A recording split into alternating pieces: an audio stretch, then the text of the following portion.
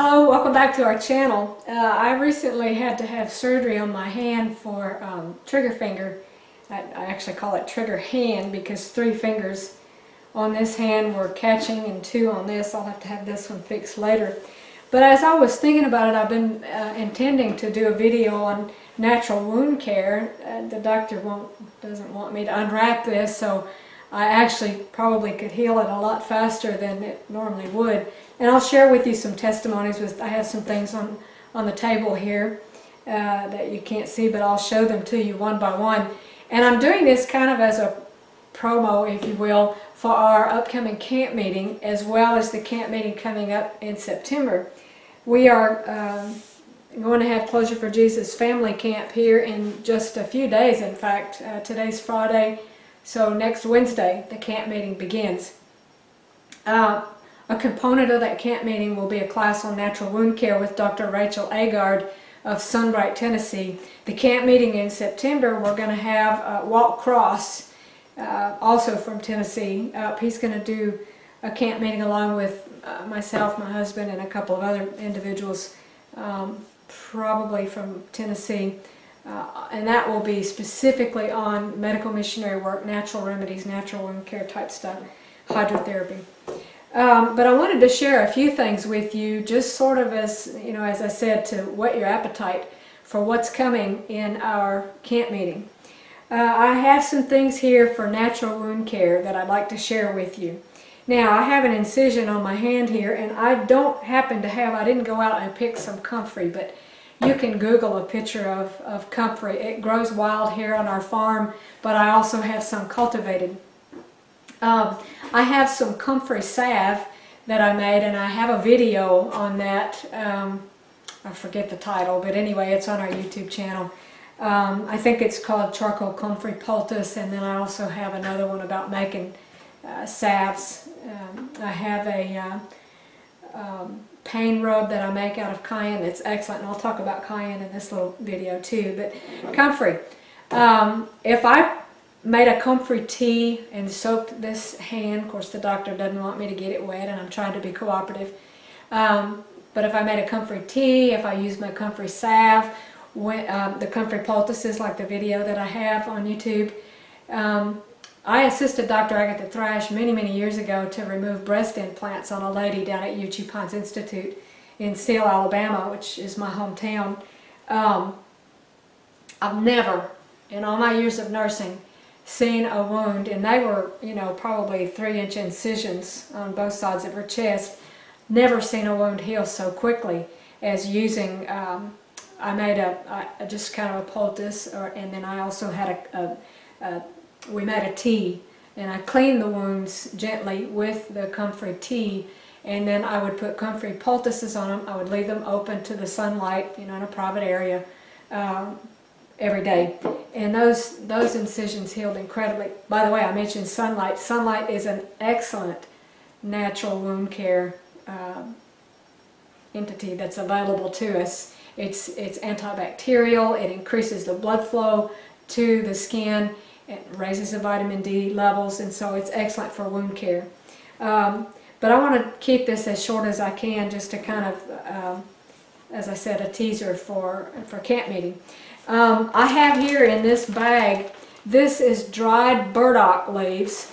I picked these from a little piece of property across the road from us because there's a lot of burdock plants over there. Burdock, if you've ever heard of cockleburr or cockleburr, that's what burdock leaves are. The shoots and the young stalks, and I think the leaves are also edible, but the leaves kind of get tough after they get, so you have to pick them little. But if you get the leaves, you can dehydrate them, and I have them just up here in the cupboard. And then if you have a burn, a severe burn, you can rehydrate these and just place them right on the burn. I actually would probably take an aloe vera plant, which most people know that aloe vera is very good for burns.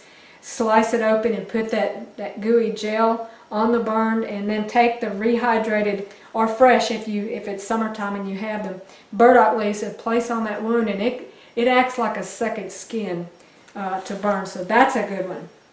And then you have plantain. This is the wide leaf plantain, And then we also here have the narrow leaf. By the way, if you did not know, psyllium seed and psyllium husk come from the plantain plant. The little seed stalks that come up, I couldn't find any quickly because we keep everything mowed, but the little seed stalks that come up, that's psyllium that grows on the top. We had a little neighbor kid here one day, and he was helping us do some stuff, and he picked up a piece of wood, and ants got all over his hand and were stinging him, and the stings were really hurting him. So I told him, I said, Cody, go get you some plantain, chew it up a little bit, you know, to break it open, and put it on your ant bites. Took the sting right away. And he told me again, just a couple days ago, he got bee stung, and he did the same thing. He took the plantain leaf, chewed it up, and put it on the bee sting, and it took the pain out of the bee sting. Okay, garlic. Most everybody knows about garlic, but there's one thing maybe you didn't know about garlic.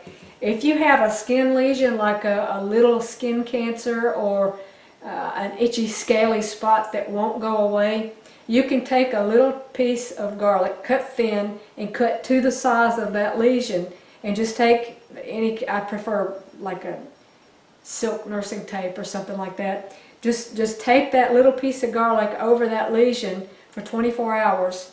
Take it off and let the skin have some time. Don't get it on the healthy skin because it'll burn your healthy skin.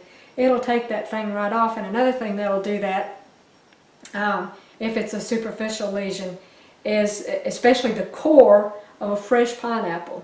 Just cut it to size. My husband had a place, I can't remember where, I think it was on the side of his nose. He had a little place that came up like, it looked like a little wart or something, and he put a little piece of pineapple on there. It drew it to blood. I mean, it was pulling so hard on that thing, but it took it off. Didn't take his nose off, but it did take the lesion off. Okay, what's another thing? If you take turmeric powder, and I use organic turmeric powder, and fresh raw honey, the best kind of honey to use is the Manuka honey, but if you don't have that, any raw honey will work.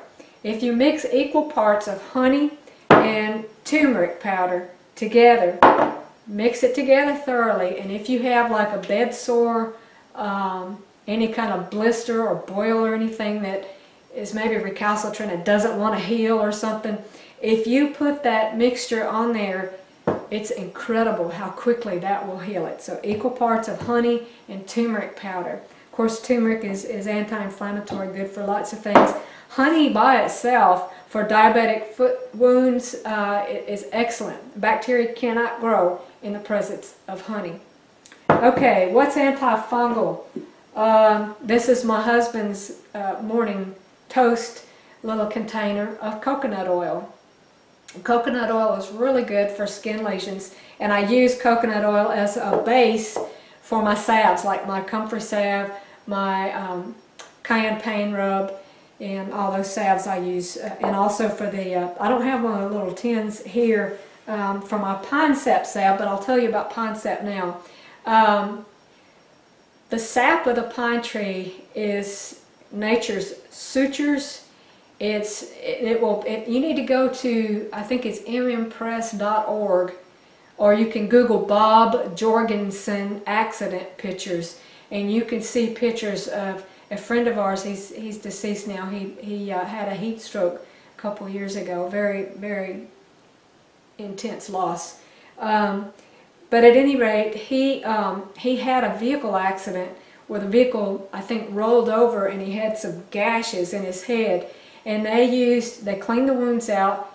I think they used hydrogen peroxide to clean it out, if I remember correctly. And then they glued those wounds together with pine sap, the liquid pine sap. I don't have any of this available for sale, but you can probably find it online. But it's antifungal, antibacterial, analgesic. In other words, it takes the pain away. When he was given his experience, he had very little pain in those scalp wounds.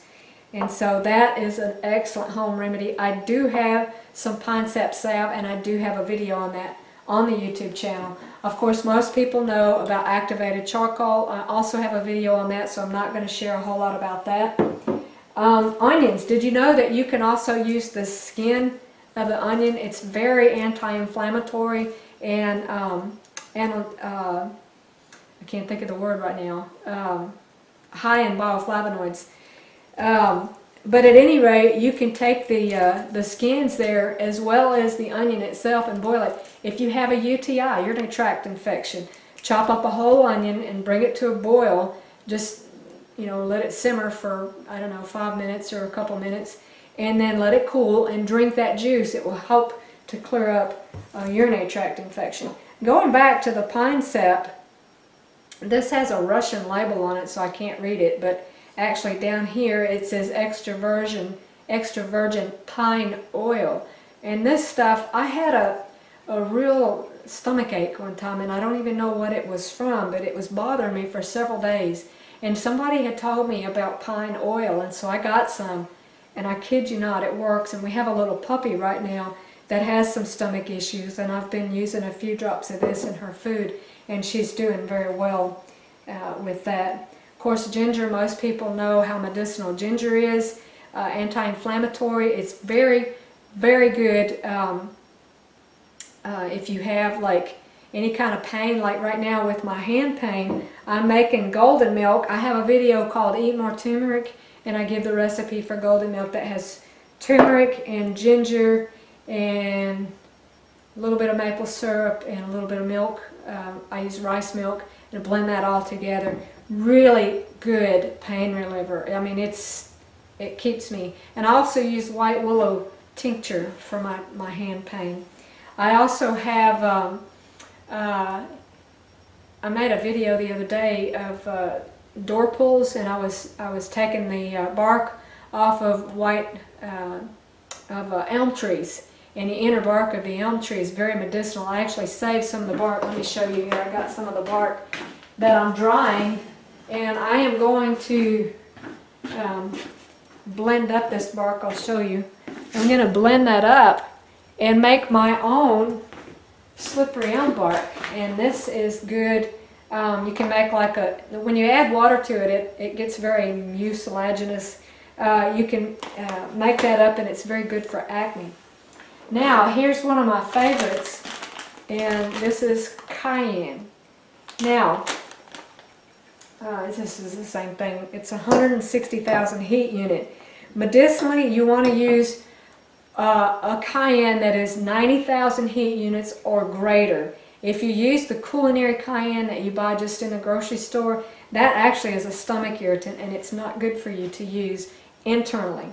What is cayenne good for? Well, I could almost say, what isn't it good for? I occasionally, if I'm really run down and tired and stuff, I'll feel a little tingle coming, like a fever blister. If I will dampen my finger and touch the cayenne powder and then put it on that tingly spot, you know, you can feel it kind of tingle and itch before it actually breaks out into a blister. If you do that, if you put that powder on there, it will never blister. That cayenne kills that herpes virus dead in its tracks. You can actually stop a heart attack or stroke with cayenne. One of our instructors down at, our main instructor, Maimon Wilson, down at Maimon School, Centurion Bible Health, he was preaching one day, and somebody in the congregation had a heart attack. Well, he pulled out his cayenne that he kept with him, and he put it under his tongue, and the man survived. He came up saying bad words because of the pain in his mouth, but not a good thing to do in church. But at any rate, he survived. And so I can't say enough good about cayenne. There's so many medicinal usages for it, and I encourage you for more natural wound care ideas. Come to our camp meeting. I am going to videotape as much as I can, but this is just a little teaser to invite you. And until the next time, we'll see you in the next video.